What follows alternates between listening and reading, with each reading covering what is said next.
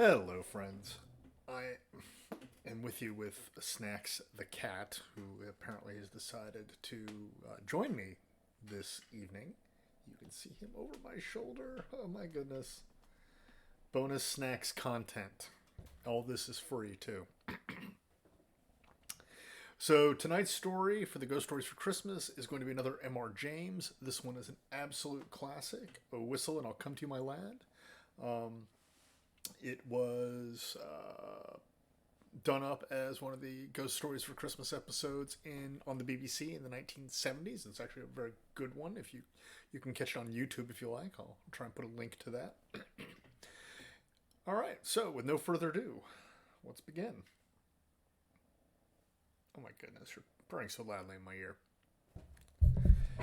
Oh, whistle and I'll come to you, my lad.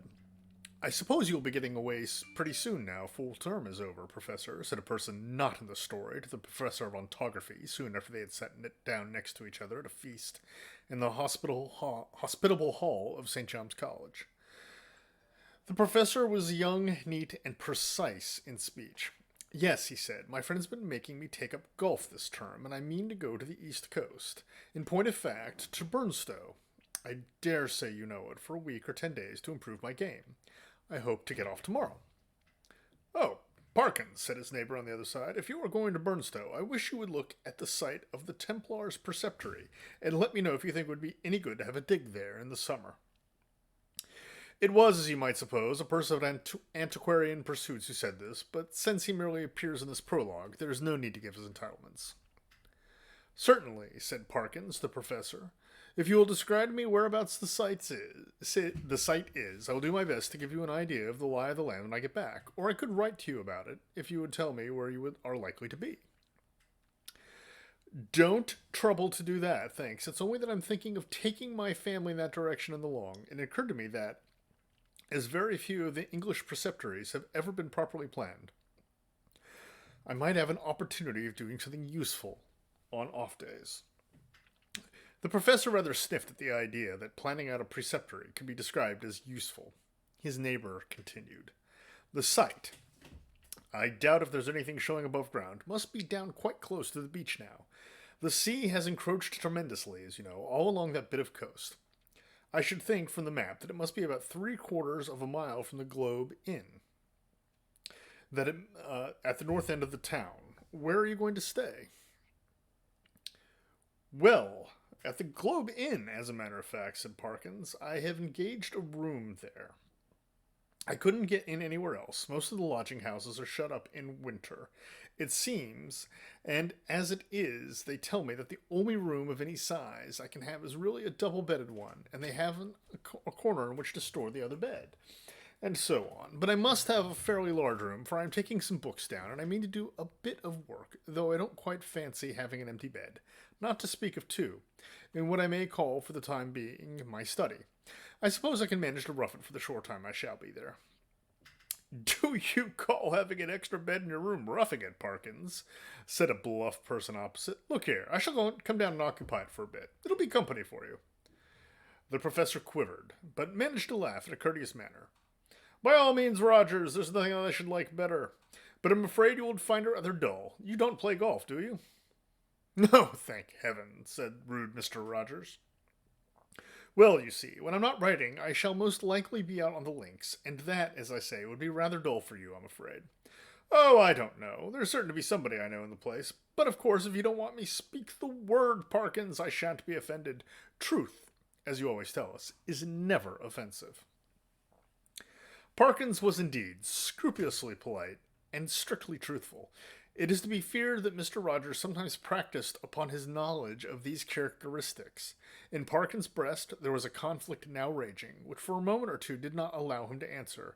That interval being over, he said, Well, if you want the exact truth, Rogers, I was considering whether the room I speak of would really be large enough to accommodate us both comfortably, and also whether, mind, I shouldn't have said this if you hadn't pressed me, you would not constitute something in the nature of a hindrance to my work. Rogers laughed loudly. Well done, Parkins, he said. It's all right. I promise not to interrupt your work. Don't you disturb yourself about that. No, I won't come if you don't want me, but I thought I should do so nicely to keep the ghosts off. Here he might have been seen to wink and to nudge his next neighbor. Parkins might have also been seen to become pink. I beg pardon, Parkins, Rogers continued. I oughtn't to have said that. I forgot you don't like levity on these topics. Well, Parkins said, as you have mentioned the matter, I freely own that I do not like careless talk about what you call ghosts. A man in my position, he went on, raising his voice a little, cannot, I find, be too careful about appearing to sanction the current beliefs on such subjects. As you know, Rogers, or as you ought to know, for I think I have never concealed my views. No, you've certainly not, old man, put in Rogers, sotto voce. I hold that any semblance, any appearance of concession to the view that such things might exist is equivalent to renunciation of all that I hold most sacred. But I'm afraid I have not succeeded in securing your attention. Your undivided attention was what Dr. Blymer actually said, Rogers interrupted, with every appearance of an earnest desire for accuracy. But I beg your pardon, Parkins. I'm stopping you. Mr. Rogers was wrong, Vita Dombe and Son. There appears to be a error here in the transcription. No, not at all, said Parkins. I don't remember Blymer. Perhaps he was before my time. But I needn't go on. I'm sure you know what I mean. Yes, said Rogers rather hastily. Just so. We'll go into it fully at Burnstow or somewhere. In repeating the above dialogue, I have tried to give the impression, which it made on me, that Parkins was something of an old woman, rather hen-like perhaps in his little ways, totally destitute, alas, of the sense of humor, but at the same time dauntless and secure in his convictions, and a man deserving of the greatest respect. Whether or not the reader has gathered so much, that was the character which Parkins had. On the following day, Parkins, as he'd hoped, succeeded in getting away from his college and in arriving at Burnstow. He was made welcome at the Globe Inn, was safely installed in the large double-bedded room of which we have heard, and was able, before retiring to rest, to arrange his materials for work in apple pie order upon a commodious table which occupied the outer end of the room, and was surrounded on three sides by windows looking out seaward. That is to say, the central window looked straight out to the sea, and those on the left and right commanded prospects along the shore to the north and south, respectively. On the south, you saw the village of Burnstow. On the north, no houses were to be seen, but only the beach and the low cliff backing it. Bonus Hazel content! Oh my goodness. Immediately in front was a strip, not considerable, of rough grass, dotted with old anchors, capstans, and so forth, then a broad path, then the beach. Whatever may have been the original distance between the Globe Inn and the sea, not more than 60 yards now separated them. The rest of the population was, of course, a golfing one, and included a few elements that call for a special description.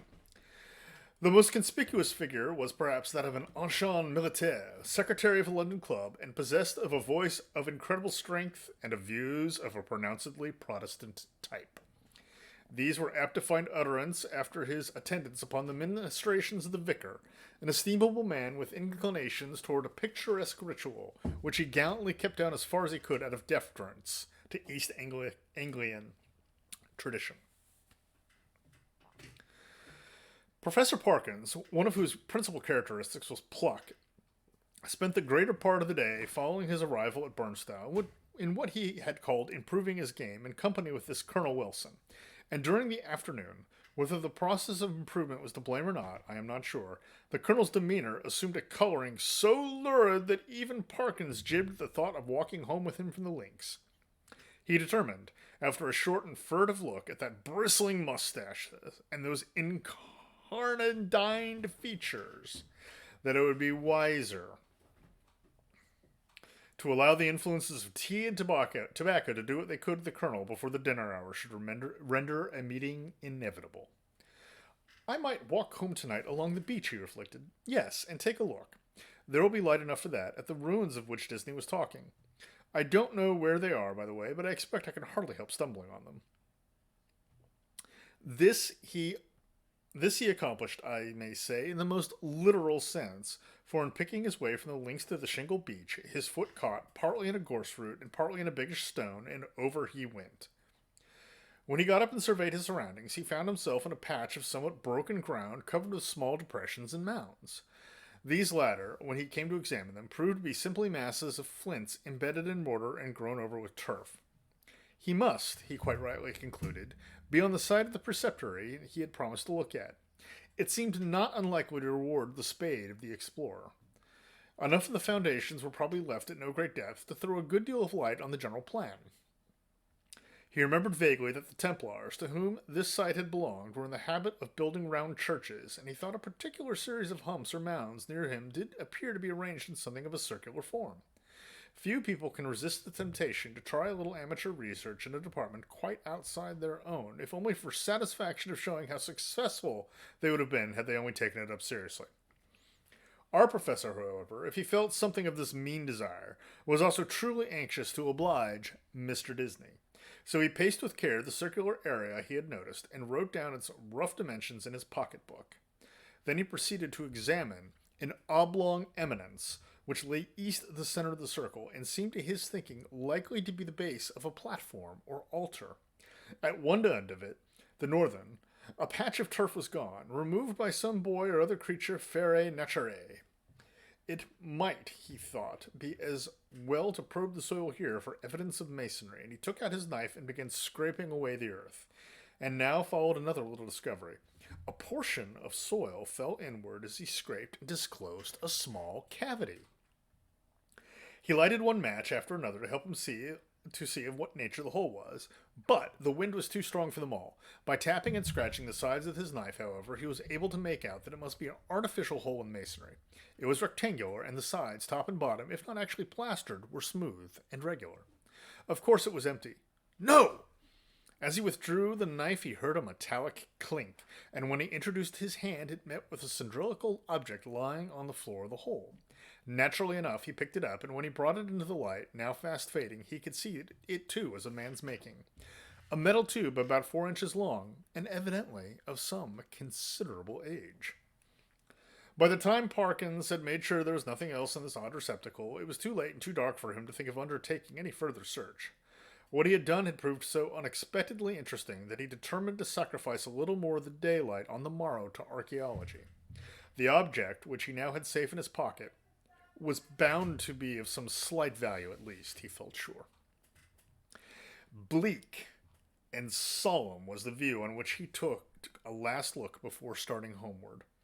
A faint yellow light in the west showed the links on which a few figures moving towards the clubhouse were still visible. The squat Martello Tower, the lights of Aldsea village. The pale ribbon of sands intersected at intervals by black wooden groinings. The dim and murmuring sea. The wind was bitter from the north, but was at his back when he set out for the globe. He quickly rattled and clashed through the shingle and gained the sand, upon which, but for the groinings, which had to be got over every few yards, the going was both good and quiet. One last look behind to measure the distance he had made since leaving the ruined Templar's church showed him a prospect of company on his walk, in the shape of a rather indistinct personage, who seemed to be making great efforts to catch up with him, but made little, if any, progress.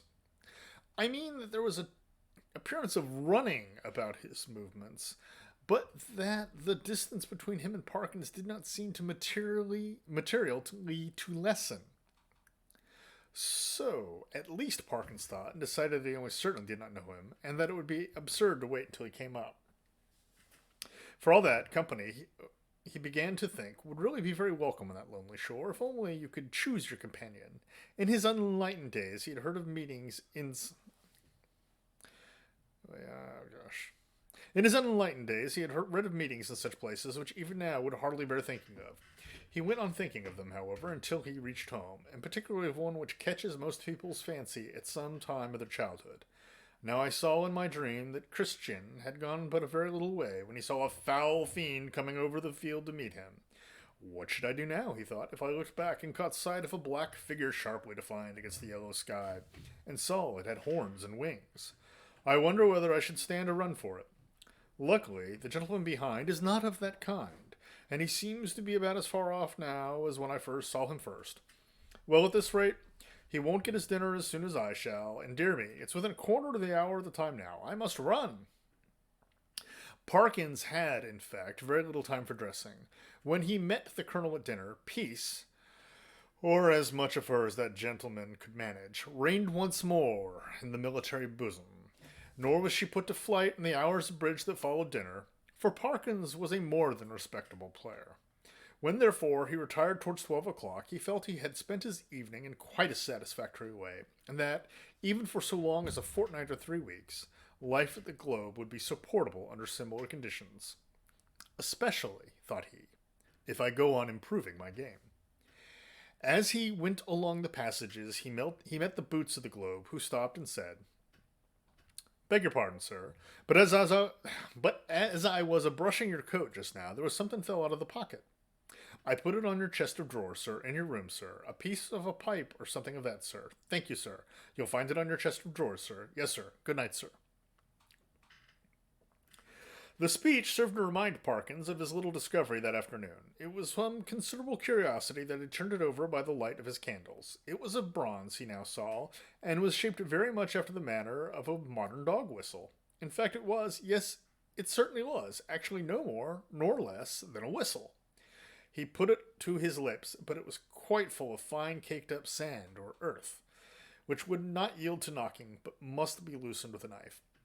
Tidy as ever in his habits, Parkins cleared out the earth onto a piece of paper and took the ladder to the window to empty it out. The night was clear and bright, as he saw when he had opened the casement, and he stopped for an instant to look at the sea and note a belated wanderer stationed on the shore in front of the inn. Then he shut the window, a little surprised at the late hours people kept at Burnstow, and took his whistle to the light again. Why, surely there were marks on it, and not merely marks, but letters. A very little rubbing rendered the deeply cut inscription quite legible, but the professor had declared after some earnest thought that the meaning of it was obscure to him as the writing on the wall to Belshazzar. There were legends both on the front and on the back of the whistle. The one read thus, "Fla fur bis flee." The other, "Quis est iste qui venet." I ought to be able to make it out, he thought, but I suppose I am a little rusty in my Latin. When I come to think of it, I don't believe I even know the word for a whistle. The long one does seem simple enough. It ought to mean, "Who is this who is coming?" Well, the best way to find out is evidently to whistle for him. He blew tentatively and stopped suddenly, startled and yet pleased at the note he had elicited. It had a quality of infinite distance in it, and soft as it was, he somehow felt it must have been audible for miles around. It was a sound, too, that seemed to have the power, which many scents possess, of forming pictures in the brain. He saw quite clearly for a moment a vision of a wide, dark expanse at night, with a fresh wind blowing, and in the midst a lonely figure, how employed he could not tell. Perhaps he would have seen more had not the picture been broken by the sudden surge of a gust of wind against his casement. So sudden that it made him look up, just in time to see the white glint of a seabird's wings somewhere outside the dark panes. The sound of the whistle had so fascinated him that he could not help trying it once more, this time more boldly. The note was little, if at all, louder than before, and repetition broke the illusion. No picture followed, as he had half hoped it might. Pardon. But what is this? Goodness, what force the wind can get up to in a few minutes. What a tremendous gust. There. I knew that window fastening was no good. Ah, I thought so. Both candles out. It is enough to tear the room to pieces. The first thing was to get the window shut. While you might count 20, Parkins was struggling with the small casement, and felt almost as if he were pushing back a sturdy burglar, so strong was the pressure. It slackened all at once, and the window banged to and latched itself. Now to relight the candles and see what damage, if any, had been done. No, nothing seemed amiss. No glass even was broken in the casement, but the noise had evidently aroused at least one member of the household. The colonel was to be heard stumping in his stocking feet on the floor above and growling. Quickly as it had risen, the wind did not fall out all at once.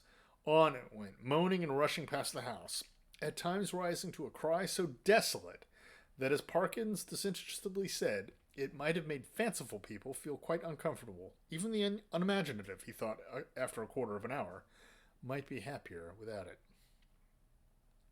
Whether it was the wind or the excitement of golf or the researches in the preceptory that kept Parkins awake, he was not sure. Awake he remained, in any case, long enough to fancy, as I'm afraid I often do myself under such conditions, that he was the victim of all manner of fatal disorders. He would lie counting the beats of his heart, convinced it was going to stop work every moment, and would entertain grave suspicions of his lungs, brain, liver, etc. Suspicions he was sure would be dispelled by the return of daylight, but which until then refused to be put aside. He found a little vicarious comfort in the idea that someone else was in the same boat. A near neighbor, in the darkness, it was not easy to tell his direction, was tossing and rustling in his bed, too. Pardon me. The next stage was that Parkins shut his eyes, determined to give sleep every chance. Here again, overexcitement asserted itself in another form, that of making pictures. Experto crede, pictures do not come to the closed eyes of one trying to sleep, and are often so little to his taste that he must open his eyes and disperse them. Parkinson's experience on this occasion was a very distressing one. He found that the picture which presented itself to him was continuous. When he opened his eyes, of course, it went, but when he shut them once more, it framed itself afresh and acted itself out again, neither quicker nor slower than before. What he saw was this: a long stretch of shore, single-edged by sand and intersected at short intervals with black groins running down to the water. A scene, in fact, so like that of his afternoon's walk that in the absence of any landmark, it could not be distinguished therefrom. The light was obscure, conveying an impression of gathering storm, late winter evening, and slight cold rain. On this bleak stage, at first, no actor was visible. Then, in the distance, a bobbing black object appeared. A moment more, and it was a man, running, jumping, clambering over the groins, and every few seconds looking eagerly back. The nearer he came, the more obvious it was that he was not only anxious, but even terribly frightened, though his face was not to be distinguished. He was, moreover, almost at the end of his strength. On he came. Each successive obstacle seemed to cause him more difficulty than the last. Will he get over this next one, thought Parkins? It seems a little higher than the others. Yes. Pardon. Yes, half climbing, half throwing himself, he did get over, and he fell all in a heap on the other side, the side nearest to the spectator. There, as if really unable to get up again, he remained crouched under the groin, looking up in an attitude of painful anxiety. So far, no cause whatever for the fear of the runner had been shown, but now there began to be seen, far up the shore, a little flicker of something light-colored moving to and fro with great swiftness and irregularity. Rapidly growing larger, it too declared itself as a figure in pale, fluttering draperies, ill-defined.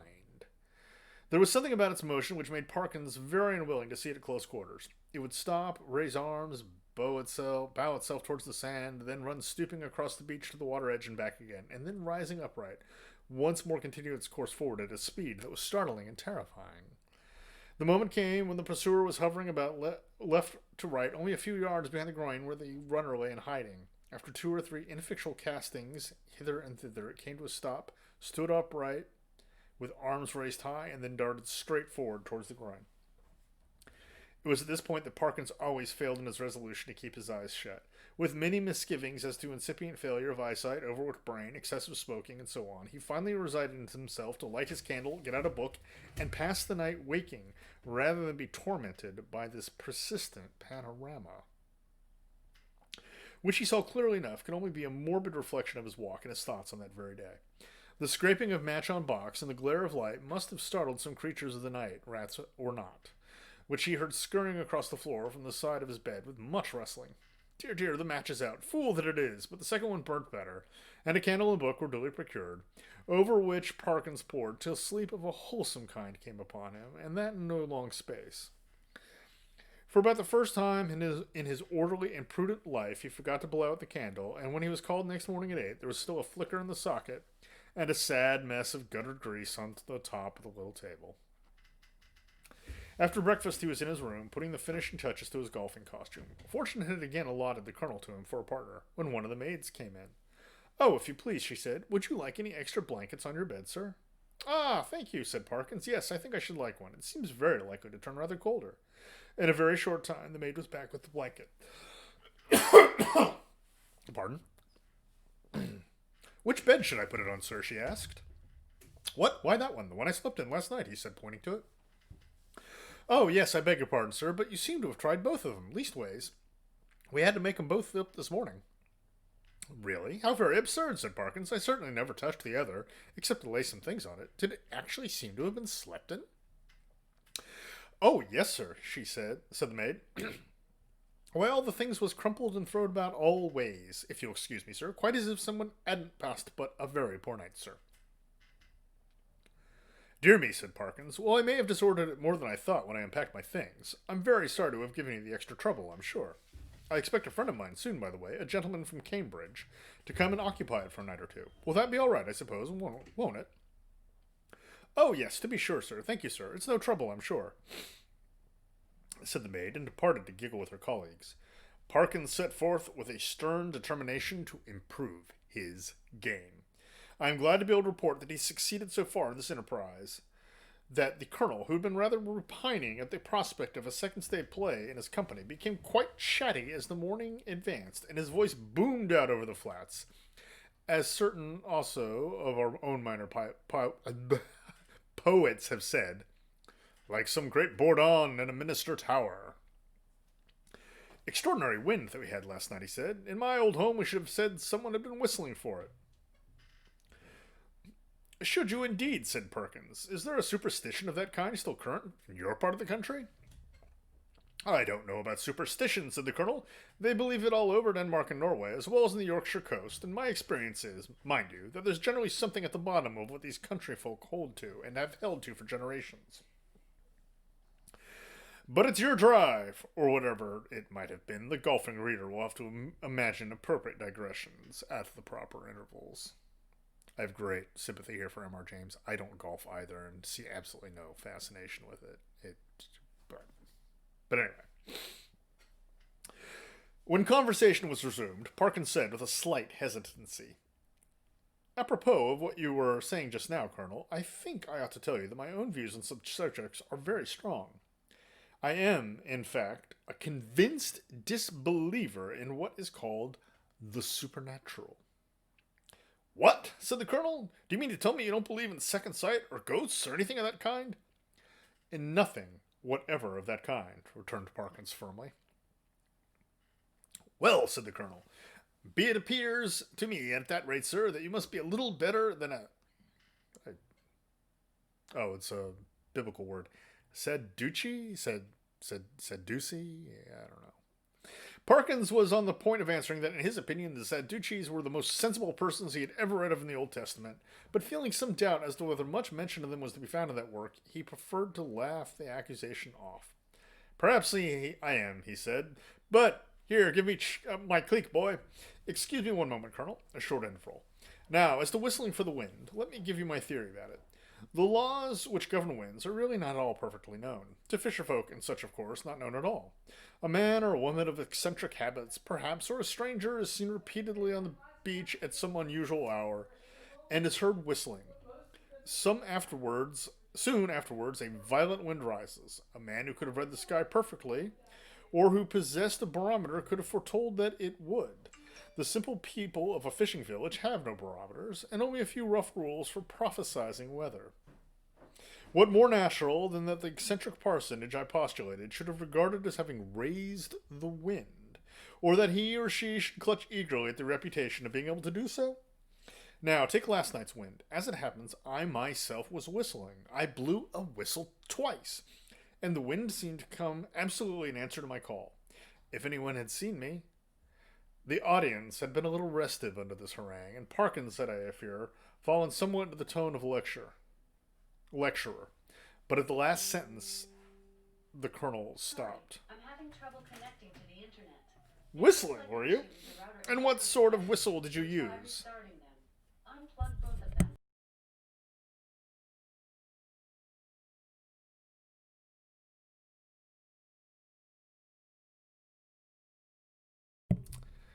Alexa has issues.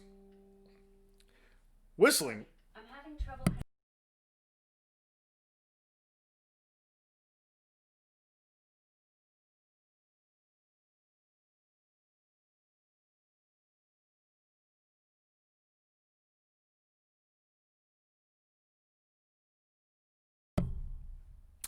Let's keep going. Whistling, were you? He said. And what sort of whistle did you use? Play the stroke first. About that whistle you were asking, Colonel, it's a rather curious one. I have it in my... No, I see I've left it in my room, as a matter of fact. I found it yesterday. And then Parkins narrated the manner of his discovery of the whistle, upon hearing which the Colonel grunted, and opined that in Parkins' place he should himself be careful about using a thing that had belonged to a set of papists, of whom, speaking generally, it might be affirmed that you never knew what they might not have been up to. From this topic it diverged to the enormities of the vicar, who had given notice on the previous Sunday that Friday would be the feast of St. Thomas the Apostle, and there would be a service at 11 o'clock in the church. This and other similar proceedings constituted, in the Colonel's view, a strong presumption that the vicar was a concealed papist, if not a Jesuit, and Parkins, who could not very readily follow the Colonel in this region, did not disagree with him. In fact, they got on so well together in the morning there was not talk on either side of their separating after lunch. Both continued to play well during the afternoon, or at least well enough to make them forget everything else until the light began to fail them. Not until then did Parkins remember that he had meant to do something more investigating at the preceptory, but it was of no great importance, he reflected. One day was as good as another. He might as well go home with the Colonel. As they turned the corner of the house, the Colonel was almost knocked down by a boy who rushed into him at the very top of his speed, and then, instead of running away, remained hanging on to him and panting. The first words of the warrior were naturally those of reproof and objurgation, but he very quickly discerned the boy was almost speechless with affright. Inquiries were useful at first. When the boy got his breath, he began to howl and still clung to the Colonel's legs. He was at last detached, but continued to howl. "What in the world is the matter with you? What have you been up to? What have you seen?" said the two men.